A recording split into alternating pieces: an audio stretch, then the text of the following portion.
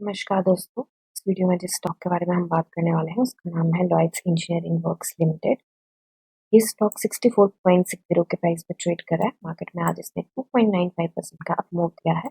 Market cap है इसकी 7,394 करोड़ की। प्रमोटर होल्डिंग है 57.0%। वैल्यू 3.5 बिलियन है। डिविडेंड यील्ड 0.15% है। Face value 1। फंडामेंटल वीडियो में ऑलरेडी बना चुकी हूँ, इसमें देख सकते हैं। अभी के लिए शॉर्ट में देखें तो स्टॉक 50 एंड 200 दोनों डीएमए से ऊपर ट्रेड कर रहा है।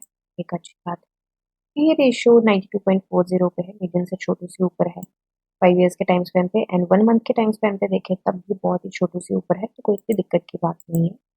सेल्स एंड मार्जिन में देखें तो gross profit margin, net profit margin and operating profit margin ने डाइव डाउन किया है and sales quarter one quarter decrease हुई थी। अभी के लिए आगे हम इसके चार्ट पे देखिए 2 दिन, एक दिन तो इसने काफी अच्छा मूव दिया था, उसके बाद उसने छोटू सा मूव दिया, उसके बाद ये स्टॉक गिरा था 8% के आसपास नीचे, और उसके बाद पिछले कुछ 3 दिनों से ये स्टॉक ऊपर ही जाता जा रहा है, एंड इसने लगभग 1% एंड ये हो गया 4.5% एंड ये फिर से 3% के आसपास। तो इसने 8 साढ़े 8% के आसपास का मूव दिया है हमें, तो 8% के आसपास का मूव दिया है। तो हालांकि जितना ही नीचे गिरा था कहीं ना कहीं उसी पॉइंट पे दोबारा आ चुका है, एंड आज जो रिजेक्शन मिली है वो ये स्ट्रॉन्ग रेजिस्टेंस थी, एंड इसकी रिजेक्शन इसको पहले भी बहुत बार मिली है। एक बार इसको डिसेबल कर लेते हैं तो इसको इस पहले भी इसको रिजेक्शन को फेस करना पड़ा है यहाँ पे। ये जो 20 अप्रैल के लास्ट वीक में इसको इस रिजेक्शन को फेस करना पड़ा, फिर मई के फर्स्ट वीक में रिजेक्शन को फेस करना पड़ा, फिर उसके बाद फिर से नीचे गिरते हुए इसने वापस उठने की कोशिश करी थी 24 मई के आसपास, फिर से इसको रिजेक्शन आई थी, फिर 31 मई को इसको रिजेक्शन आई थी। तो ये काफी स्ट्रॉन्ग रिजेक्शन है, एंड आज भी कहीं ना कहीं उसी रिजेक्शन से और ये उसी जो ये रेजिस्टेंस है उससे रिजेक्शन लेके वापस आया है, एंड हमें लगभग 3% के आसपास का आज मूव देखने को मिला है। तो जो हमारे 10 जून के टारगेट थे उसको अचीव करने के लिए हमें 6.52% के मूव की जरूरत है अब, एंड जो जून के टारगेट हैं उसको अचीव करने के, जून एंड के जो टारगेट हैं उसको अचीव करने के लिए हमें यहाँ पे 55% के मूव जरूरत है उसको अचीव करने के लिए। तो अभी जून के एंड के टारगेट में यही लेके चली हूँ, एंड क्योंकि संडे को आज है 7, 8, 9, तो अभी राष्ट्रपति, I am so sorry, not राष्ट्रपति जी, प्रधानमंत्री जी की शपथ होएगी। तो उसके बाद मुझे लगता है कि मंडे को ना मार्केट में थोड़ा सा उछाल, थोड़ी सी तेजी देखने को मुझे लगता है मिल सकती है। अब ये मेरी पर्सनल असेसमेंट है, पर्सनल एनालिसिस है। अब होगा नहीं होगा वो पता नहीं, बट ये लग रहा है कि ऐसा होने वाला है। तो मुझे लगता है कि मंडे को हम इसको अचीव कर सकते हैं, इतना मुझे लग रहा है कि, बट वॉल्यूम की ऑफ कोर्स बहुत ज्यादा जरूरत रहेगी। आज जो वॉल्यूम आया है, तो ये एक और अच्छी चीज देखी गई कि पिछले 3 दिनों से जो वॉल्यूम रहा है ना वो 5 मिलियन के ऊपर ही रहा है, मतलब 50 लाख के ऊपर ही वॉल्यूम रहा है, वो एक अच्छी बात है।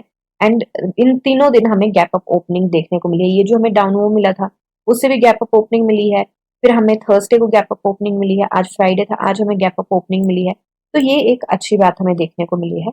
एक बार चलते हैं इसके बीएससी पे। बीएससी पे देखिए इसका प्राइस रेंज जो है वो 20% का है, एंड न्यूज एज सच कोई भी नहीं है, तो इसके प्राइस के अप या डाउन मूवमेंट किसी तरीके की मदद करेगी। तो अभी के लिए हमारे पास मुझे लगता है जो मेजर न्यूज है हमारे पास वो यही है कि प्रधानमंत्री जी शपथ लेंगे, तो उसके बाद मुझे लगता है मंडे को यहाँ पे तेजी देखने को मिल सकती है। एंड ये मेरी सिर्फ एनालिसिस है, कोई बाई सेल होल्ड की रिकमेंडेशन बिल्कुल भी नहीं है। एक बार बोलिंजर बैंड को हम कर लेते हैं analyse, and Bollinger band narrow होने के साथ साथ इसने टिल्ट भी लिया है ऊपर का। तो मुझे लगता है कि इसकी डायरेक्शन भी एक बार चेंज हो गई है, थोड़ा सा ऊपर का टिल्ट लिया है, क्योंकि यहाँ 3 दिन से, क्योंकि ये जो होता है ये बोलिंजर बैंड कैसे बनता है, यहाँ पे लिखा भी है BB20 SMA, राइट। तो इसका मतलब है कि Bollinger band 20 days simple moving average, तो ये 20 डेज की तो जो एवरेज आती है ना, सिंपल मूविंग एवरेज, उसके अकॉर्डिंग ये बोलिंजर बैंड अपनी डायरेक्शन चेंज करता है। नैरो भी उसी के अकॉर्डिंग होता है, एंड इसका जो माउथ है वो ब्रॉड भी उसी के अकॉर्डिंग होता है।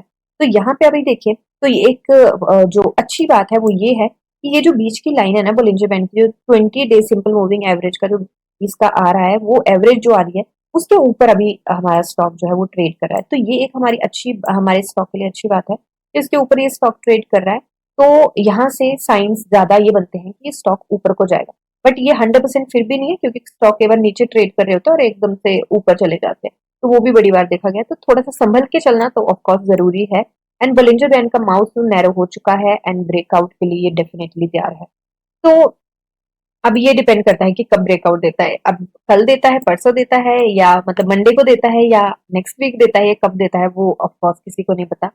यहाँ पे बात करें हम आरएसआई की, तो आरएसआई 55.08 पे है। एंड यहाँ पे जो स्मूदन मूविंग एवरेज है उसको इसने कट किया है, प्राइस की लाइन ने, sorry I am so sorry, price की लाइन ने आरएसआई की लाइन ने कट किया है। एंड ये काफी अच्छा साइन होता है कि स्टॉक यहाँ से ऊपर जा सकता है। अब इसको छोटा सा हिकअप जो आएगा वो आएगा इसका 60 के रेंज शिफ्ट पे।